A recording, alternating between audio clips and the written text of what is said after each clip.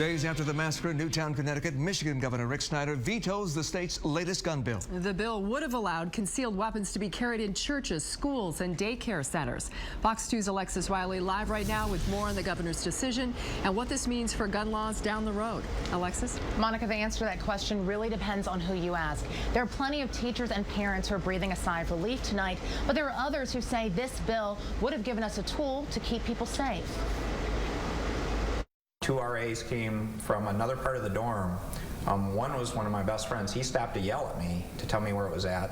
The RA that passed him went up to the floor and was killed. That could have been you. It most likely should have been me.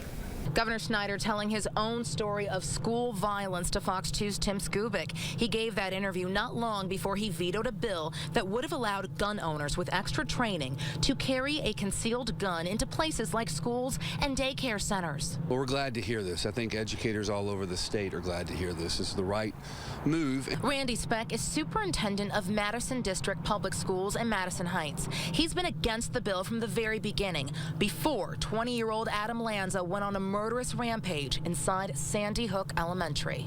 Schools are constantly looking for the right ways to keep our kids safe.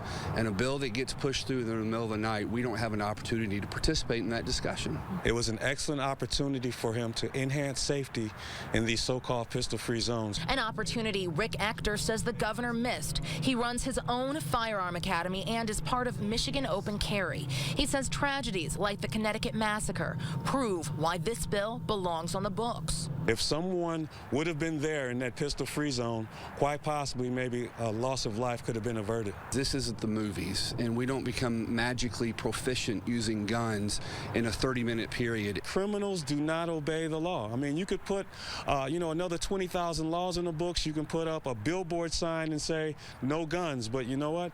Like we saw in Connecticut, a deranged psychopath does not obey the law. But regardless of where you stand on guns and schools, there's one thing on which we can all agree.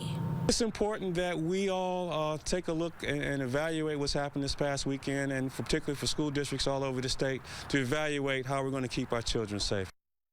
Now, if this bill isn't the answer, the question is, what is? Superintendent Speck says he wants to see more funding for police liaisons in schools. Of course, that's just one of many suggestions, and this conversation is far from over. Huel? Since the current version of this bill has been vetoed, is there a chance we could see another version down the line? Huel, I don't think it'll happen anytime soon, but I did speak with a lawmaker who said that if it does end up back on the table, they'll work with the governor to draft a bill that better addresses his concerns. We'll have to see what happens. Huel? All right, Alexis, thank you.